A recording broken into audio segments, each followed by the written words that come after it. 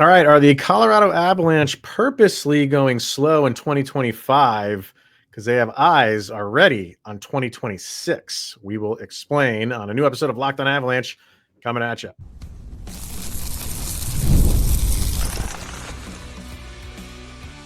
You're Locked on Avalanche, your daily podcast on the Colorado Avalanche, part of the Locked on Podcast Network. Your team every day. All right, everybody, welcome to the Locked on Avalanche podcast, part of the Locked on Podcast Network, your team every day. I'm your host, Chris Maselli, with me as always, Mr. Shaggy Von Doom, Kyle Sullivan. Thank you for tuning in, making it your first listen of the day. Always appreciate it. If you want to get in on the conversation, then join our subtext. Link is in the show notes below. Chat with Kyle and I one-on-one. We get your opinion, everything Avalanche related, and share it on this very podcast. We will start a series where we're going to take as many players as we can, probably about 3, maybe more. Depends on how fast we go. But we kind of usually get caught up in discussion, and it's maybe we'll get through 1. We're just going to do like point predictions for next year. We'll grab random guys and we'll see what we think that they can produce for next year in terms of just overall points. I know we're going to do at least Gabe Landeskog today because I think that's a fascinating topic. So we'll get to that in a little bit. We have subtexters chiming in on that. But where we're going to start, Kyle, like I said in the opening, and how we've been saying, in yesterday's episode, really the past few episodes, how it's just been slow moving for the Avalanche. Maybe that's by design for the offseason so far. And, we still have a long way to go. It's still very early, but, being a fan and someone who does a podcast on a team, you want them to just have their whole team done now. And it doesn't work a lot. It doesn't work out that way a lot of times. And there's things happening, I'm sure, behind closed doors for the Avalanche. We're not privy to that and know what it is. But could there be something in the water here about, we've been talking even, leading up to free agency about how this is just a pretty, you want to use the term weak. I hate saying that because they're professional athletes who are playing a sport at a level very few people can play. But you know what I mean? Like there's not the big gaudy names in this year's free agency class, but true for draft too. Next year's draft class is very solid by what everybody is saying. And you saw a lot of teams not wanting to give up next year's first round picks because of that. A whole nother topic, but it also holds true for free agents. The free agent class next year, and I'll just list some names here in a second, seems or is crazy. So before you start listing that, I want to your point of where everybody's saying, well, no, it wasn't weak because hold your horses, because no, it was other than Mitch Marner, who honestly the jury's still out if he is a franchise changing player. Like, again, this is his first time being away from the Beatles. So we got to see if he can produce his own music. So other than that, there isn't a single signing that changed the trajectory of a team. I wanted to say to those who are saying it's not weak, wait till next year. That's what I want you to hear, this list. Yeah. And then we're going to talk. And that's what I mean. Like when you use the term weak, I don't like using that term, but I think how you said it is true. Outside of Marner, was there anybody that really moved the needle that much? Not really. I mean, there's still very good players available that can be do very well, depending on the situation that they put themselves in free agency. But like you're saying, when you get to some of these names that I'm about to list, is there something there for the Avalanche to be like, okay, we still want to put the best possible team we can out this year, but we also want to have some money, and with the cap going up next year, maybe dip into next year to make our team really strong and stronger than we can make it for this year. So here's a list. And keep in mind, some of these guys could sign once they're this next season is over, and then they can sign extensions. Very well could happen. Some may retire. So some might retire. You're right. Like the name right at the top, Connor McDavid. So, excuse me, say what you want about, him and if he's going to re-sign or extend, I should say, or whatever the case may be. We won't get into that. I just want to throw these names out. Mm-hmm. Connor McDavid, Jack Eichel, Artemi Panarin, Martin Necas, Sergei Bobrovsky, Evgeny Malkin. Okay, a little bit older, but big name, was a big name, but who knows what's going to happen with him. Matthias Ekholm, Anze Kopitar, Kirill Kaprizov, Kyle Connor, Alex Ovechkin. And maybe he retires, probably, but he's on the list. Adrian Kempe, Alex Tuck, John Carlson, Rasmus Anderson, Philip Gustafson. Is there any that I'm missing here? Mike Matheson. Did I say Jacob Markstrom? No, I don't think so. Nick Schmaltz. And then you have other guys. Patrick Kane is on there. Matt Zuccarello, another older guy.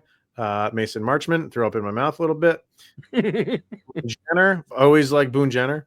Claude Giroux, another guy who's a little older, but no, didn't he? No. Is Drew still on there? I have to look him up, but he's just on the list I'm looking at right now. Patrick Laine is on there, and those are all unrestricted. So as I'm listening, those and that's just about 20 names or so. So you're gonna have many, many more. But look at the difference between, like you're saying, guys that really could move into a franchise and change the dynamic of the team overnight. And sure, if you want to bring up the Nashville Predators thing, it always doesn't mean that it's just a guarantee. I get all that, but come on, look at those names compared to what you had to pick from this year.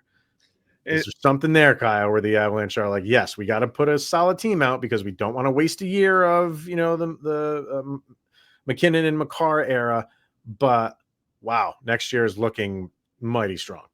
Yeah, and to contrast it to this year, we were having like 10 to 15-minute conversations about Mason Appleton and Perbix. Right. Like right. And we have entire all-star game. Like, these are top 100 players in the NHL on this UFA list for next year. And you bring up an interesting point, and I'm really interested about this conversation because, yes, the Avalanche, I mean, you're a hockey team that wants to win Stanley Cups. You would love to win the UFA lottery and sign one of these incredible players. Mm-hmm. But you also got to look at the in-between. There's 31 other teams that want to do the same. And who's going to be moving? This is why I go back to the Avalanche are being quiet and calm and want to carry some of that money into the trade deadline. Mm-hmm. Because guess what? All the other 31 teams are also looking at the same UFA list, and they're all planning as well. And you want to carry some of that money to the trade deadline because if something's not working, I expect more knee-jerk reactions for this trade deadline because, hey, if it's another Nashville-type season for another organization in the NHL, they're going to be like, okay, we can pull the plug here because we can go out. We could probably get one more year out of Ovi, although that's very unlikely.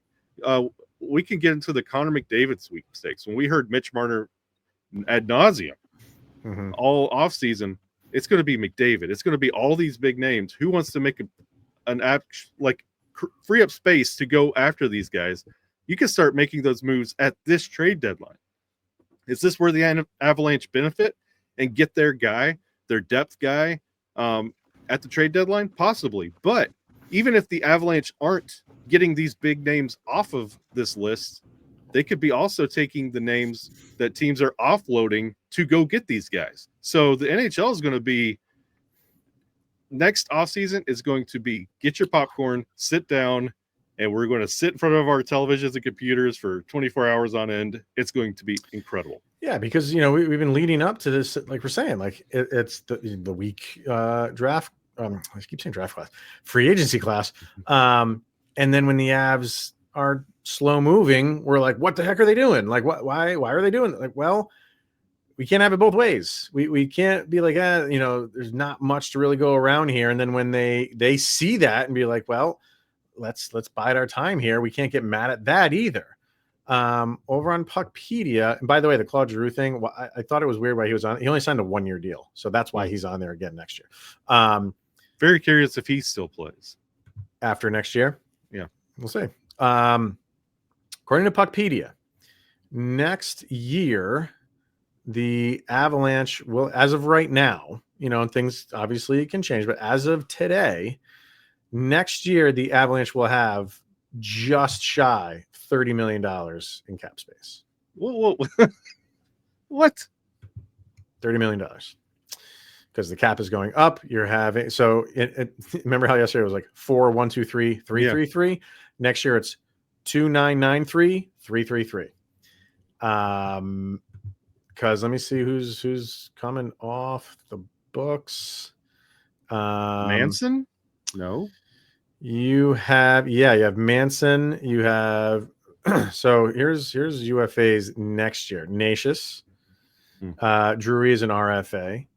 And again, I'm just going off of what who's on their active roster right now. Ty Fellhaber, he's $775,000, but every back-to-back episodes you were mentioned. Way to go, bud. Yes. Josh Manson, yep.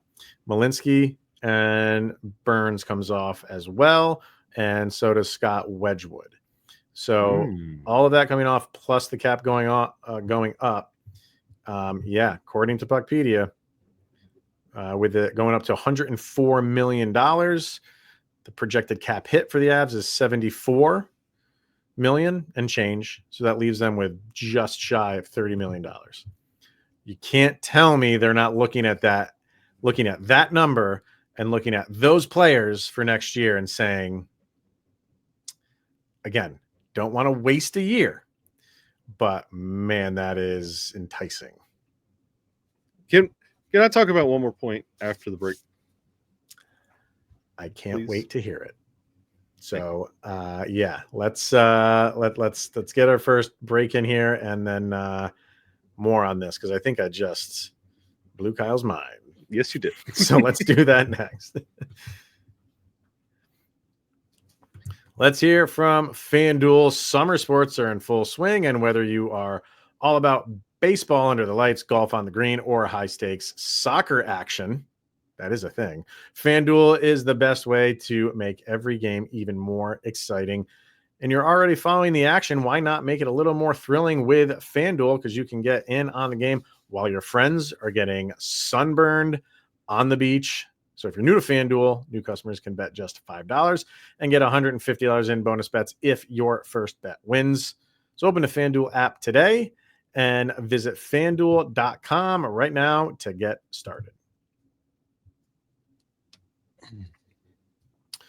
All right, so continue this conversation, and then we'll get into some of these point predictions. But I brought up the almost 30 mil, and I saw your head literally spinning. You were exorcisming it. So go ahead. And they don't call me Von Doom for nothing. I'm going to throw out the Doom scenario. Okay, just play devil's advocate, armchair GM.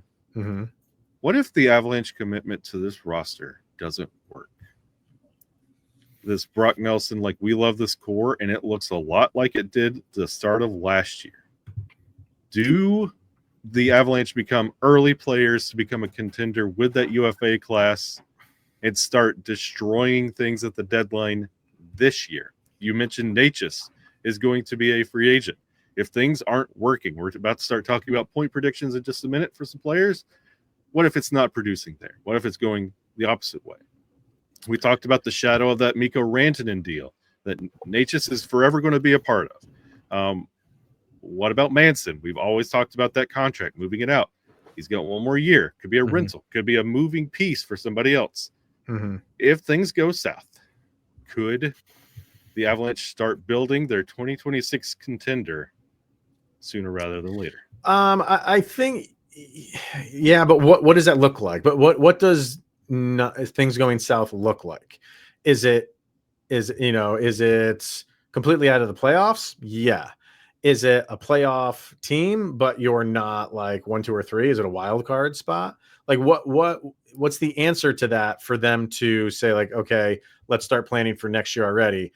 Because I don't think they do. If they're in the playoffs, I think the Avalanche have the mindset of, hey, we'll get to the trade deadline, make some moves like we usually do, make our team better for a playoff run. I think that's always the mentality that they will have.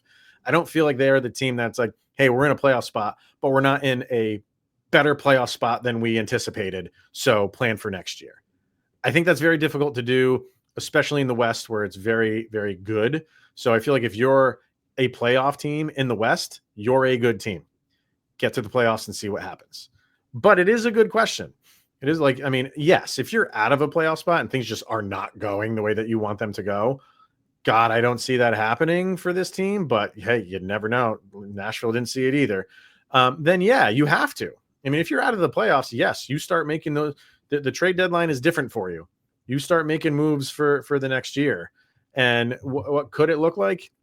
I don't think it would be this massive overhaul, but probably your guys that are going to be unrestricteds, that's where you make your move. So yeah, if Nashus hasn't signed an extension with you, then you move someone like him and his contract. But I don't know. I don't think they're really thinking about that too much right now. But it is something that maybe is in the back of their mind as the season goes on, and if it's not going the way that anybody wants it to go. Because I bring this up because the rest of the West is getting better, and the Avalanche are saying, nope, this was good enough. Our being bounced out of the first round is good enough for me. We're going to run it back. And the rest of the league is getting tougher. They're getting faster. So if this commitment to the core isn't there, like, the reason I bring this up, because when I heard that room, I'm like, ooh, you can move Natchez, get some room. You're not going after Connor McDavid, but this could be bring in Sidney Crosby, bring in Kyle Connor, who is on this UFA list, who I have loved for quite some time. Absolutely. Like I think he was like a 7.1 last year. Like for what contract? Yeah, for Connor. It was like, I think it's 7.1, 7.2. Like you could make that like that.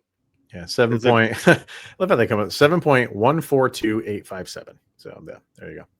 7.1. That's a Toto song. But like it's phone number. When the rest of the league is getting better and it looks like you're dancing around a playoff spot, do you commit? Have another first round exit? Does it make things harder for you in the UFA sweepstakes? Do you look like an appealing organization when honestly you haven't for quite some time? You're not the place that free agents want to go.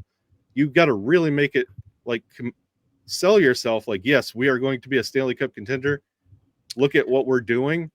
I just find that very fascinating, knowing the money that they'll have. I know they got to sign some more depth pieces, to put everything together. But yeah, I don't. I mean, are you saying like the Avalanche are not a place where free agents want to go? Yes. I mean, I wouldn't 100% agree with that. I think people understand. You get to play with generational talents like Cale Makar and Nathan McKinnon, and I think that is a place that people want to go. The Avalanche just haven't had the money to bring them in.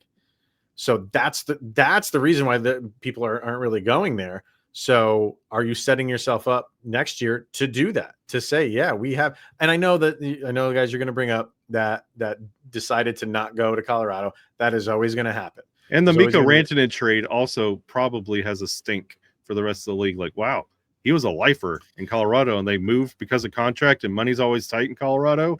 Like, yeah, but I think they understand that to how we're talking about it and why it needed to happen. I think players understand that. I can't imagine there's a lot of players out there saying like, "Oh man, nobody wants to. I'm not going to Colorado because look what they did to Mikko." They had, they understand that they had 3 high contracts or going to be high contract players on that team. I would be more inclined to not want to play for a team like Vegas because they'll just ship you out after a couple of years after the new shiny toy becomes available. So that, I think it's a different, but I think it's a place that is it like the number one destination for free agency? No, I'm not saying that, but I am saying like, I think it's a place that people know they will have a good team and you're playing with those 2 guys. And I mean, you mentioned something about like, are they giving up on the core? The core? No. Nathan McKinnon and Cale Makar, that's staying there. Yes. And you could probably, I think they want, I hope, God, I mean, if they could insert Natchez into that, if he has a great year and they extend him, like he's then part of it. And you could throw Lekin in there. You could throw Taves in there. You have a good core. It's not like it was when Mikko was here. I completely understand that. But I think they put Val. I think they put Val and Lecky over Natchez in their eyes. You could right now, because Natchez hasn't really done anything yet. But yeah, I mean, the guy that you shipped out in Miko, you would love it if the guy who came in for him just goes crazy and he becomes part of that. You would love that. God, we'll have to see. Just out of curiosity, I looked up with the Avs almost 30 mil next year. I wanted to see who has the most cap space this year and see what they have next year. That's the Ducks. The Ducks have just about 29 million this year. Next year, they have 64.6 million. That's just unfair. But let me see how many they have. A lot of expiring contracts. So they need to sign a lot but they have a lot of expiring contracts, but a lot of their top guys are kind of locked up for next year. So with the cap going up and they're big. Truba's coming off their books, which is 8 million. Radko Gudas is coming off, who's 4 million. So those are your big ones. And Peter Mrazek's coming off at 4.25. So not going down the Anaheim Ducks rabbit hole. I just wanted to see how much they have. But that's not bad. If the Avalanche have almost 30 and the team that has the most, and I don't know if that's the most for next year, could be 64.6. That's a ton. So you're saying Connor McDuck? It's going to be interesting, man. Like those are just some really, really good names. And it's funny you went to Kyle Connor because he's such an underrated player. Yep. Absolutely. Such an underrated player. And I'm interested to see what he gets. Same thing with Panarin.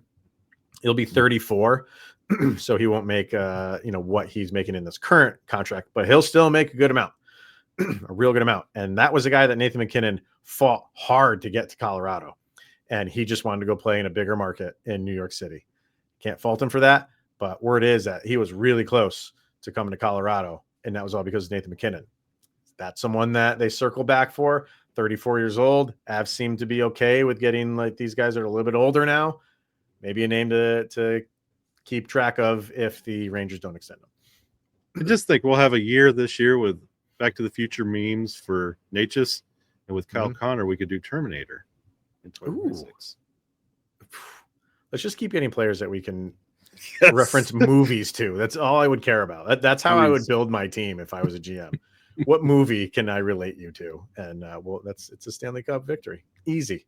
All right. Let's take a couple players and get some point predictions for next season, even though it's a little bit early to do that. So what? We'll do it now and we can change our mind later. We'll do it that next.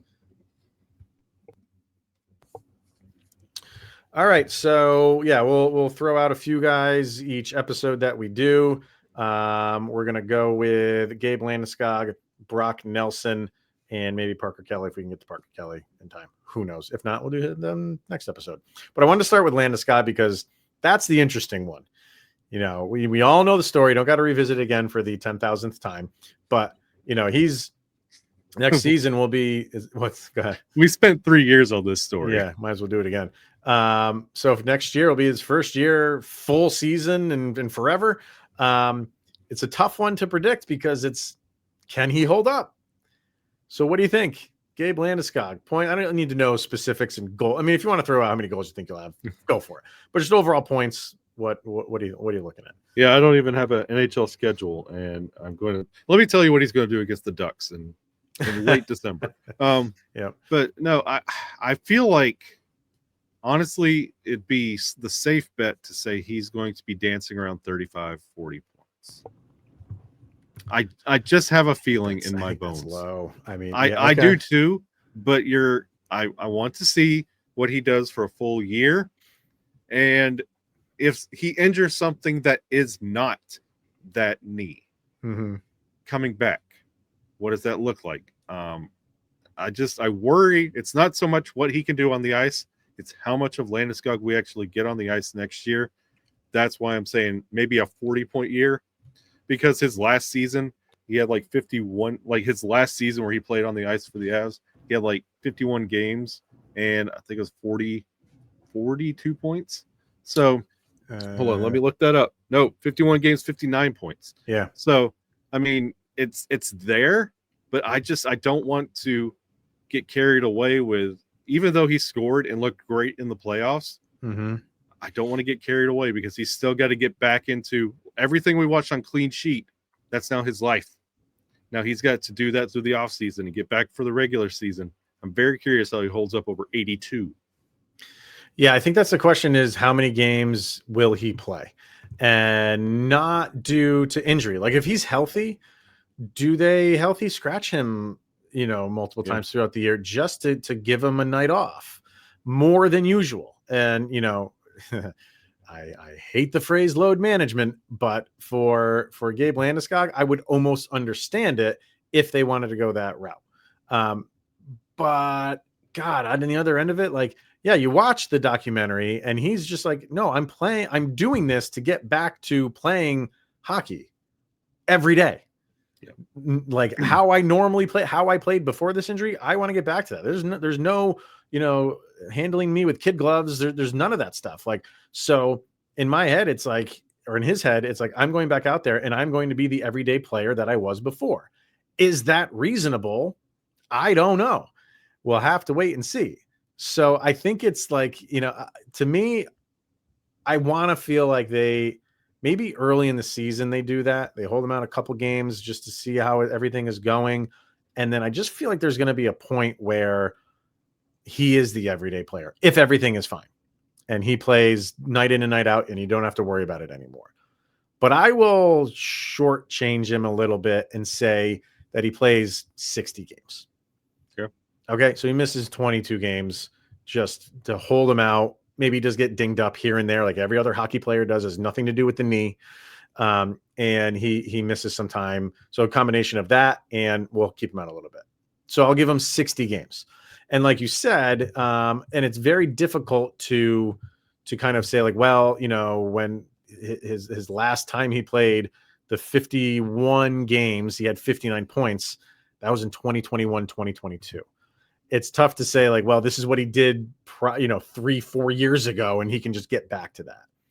But if he plays 60 games, could he be, what's that? Before you give your number for everybody listening, his career high is 75. He set back in 2018, 2019. I think we're getting a little spoiled with Nathan McKinnon numbers and Mikko Rantanen numbers and contributions to the team getting over the century mark. This is new. Hey, new Avs fans, going over the century mark is not a everyday occurrence for this current Avs team. We used to say, when is Nate ever going to hit 100? Now he does it in his sleep. Right. Gabe Landeskog only maxed out at 75. So throwing that out there. And that's when he played, on that top line most of the time. Yep. Now he's slotted into that second line. So if I'm giving him 60 games, I think he'd be between that 45 and 50. I think he can get 50 points on a second line. Sure. And, you'll be in some power plays, maybe some power play 2 units. Maybe the first power play every once in a while, if they're struggling, you need some change, and he's playing with good line mates. So is he point per player guy in the second line? I don't think so. But best case scenario, like I said, the 60 games, I think he could hit 50. I'll give you 50 and I'll go 40. Okay. Over on subtext, we had Hoffakorn, if I'm pronouncing that properly. That's the best. He said Landeskog 35. Okay. I'd be curious to know how many games he thinks he's going to play, but Shorzy said 60. And Ethan said, where's Ethan's here? Landy, 41. I expect him to be in and out and maybe play 45 to 55 games. With the laser precision. Yes. 41. There you go. 41. I love that. 41. So there you go. Brock Nelson.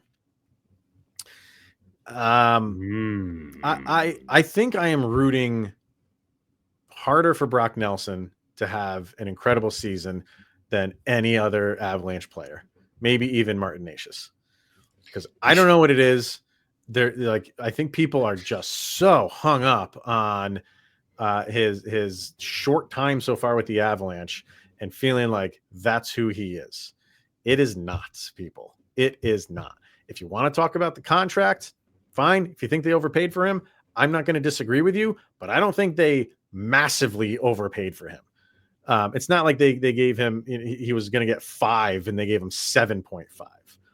Maybe it was a minor overpay. I will grant you that. Doesn't take away what this guy can do for the Avalanche. So I'm curious to know or think what you think is going to be Brock Nelson's number for this year. And also for the benefit of our wonderful, lovely listeners, Brock Nelson, his highest, career highest, 2023, 2024, with 75 points. Interesting. That's 2022, 2023. 2022, 2023, yes. 75. Yep. And he makes 500,000 more than Landeskog. Yeah. So yep. It's interesting. I'm very curious to see what he does. I have a feeling because last year the numbers, yes, it was split. It's not 100% there. I have this feeling deep down in my heart that he's going to hit about 60. Oh, I think he's going way above that, my man. I know you do. Way above that. I know you do. I don't put sugar in the Kool-Aid I drink, but I think he's going. I think he's going. I have a feeling, and I really feel like when moves get made closer to that deadline, I feel like the shakeup's going to be around that second and third line, and I feel like he might have to suffer because of it. I mean, he is going to have to put up more than that if the Avalanche are going to be successful. Yep. So he's durable. He plays a lot. He's always playing 82 games a season or right around that. So I can assume he'll do that. So I'm basing this number on 82 games, and his career high was 75. I'm going to give him best it by 1. I'm going to give him 76 for the season. Yeah. I think you're going to see a great year from him. And whatever, go into year 2, go into year 3. I'm not talking about that right now. This first year at the Avs, I think he's happy to be here. And sure, he's not happy how it went, but I don't think it was as god awful as so many people want to make it out to be. And he is going to settle in nicely with this team. A lot of it is predicated on Landeskog staying healthy, and the guy on his other side with Vanachuskin staying healthy. If that doesn't happen, we're having a different conversation. Yeah. So that number is based on, Nelson playing 82 games, which he is accustomed to doing, and the two guys who are injury prone having good seasons. If they're not, we'll revisit this at some point and I'll give you a new number, but that's best case scenario for me. I can see that. And that's very optimistic. Like he followed up that 75-point season with the same amount of games. He played 82 in that one. He played 82 the year after and had 69 points. So he took a little step back, and again, like that second line, even though it's got big names on it, they're not consistently in that lineup. And that's what worries me and scares me. And I didn't see that level of attack and hunger because he was still settling in to the Avalanche. If he could find that role to really get on and attack and produce, then I might say, yeah, Chris, you had it right all along. But I feel like 60, I would lean 65. If I was drinking caffeine again, I would probably lean towards 65. But I am very just feeling 60. I will say this, though. He does need to step up the goal scoring, because if you go back to 2021-22, where he had a career high 37, it's gone down every year since then. So he's had 37 and then 36. So he missed it by 1, and then 34. And then last year, 26. So he has trended down every year since that 37 campaign. So that's got to go back. I'm not saying you have to beat 37, but you can't have another year where that number goes down again because you're going from 26 lower. That can't happen. So you need to, touching 30 and plus, that's a win for me. So, because he'll get the assists. Yeah. He'll get those. So we'll see. Best case scenario. I'm going best case. I have to go best case scenario. I'm not going doom and gloom on, the beginning of July. We can do that later. But right now, everything is sunshine. I don't get so upset when I put my expectations low. They only surprise me. If you expect nothing, you will get nothing. So, all right, we'll hold off on Parker Kelly, and we'll do a couple more on the next episode. So we probably take tomorrow off. I believe there's things going on that I have to tend to, so I don't believe we'll have an episode. But if not, the following day we'll be back in action. So, and we'll get more of these guys and anything else that's going on in Avalanche Nation. The big trade happens this offseason. We will be talking about it on the next episode, so be sure to tune in to that one. But for this one, thank you for tuning in and making it your first listen of the day. That's always appreciated. He's Mr. Shaggy Von Doom, Kyle Sullivan. I am Chris Maselli. This is the Locked On Avalanche podcast. We'll see you guys later, where you'll make it through another day or two, where Sidney Crosby's that much closer to being with the Colorado Avalanche. Does he think about us just as much as we think about him?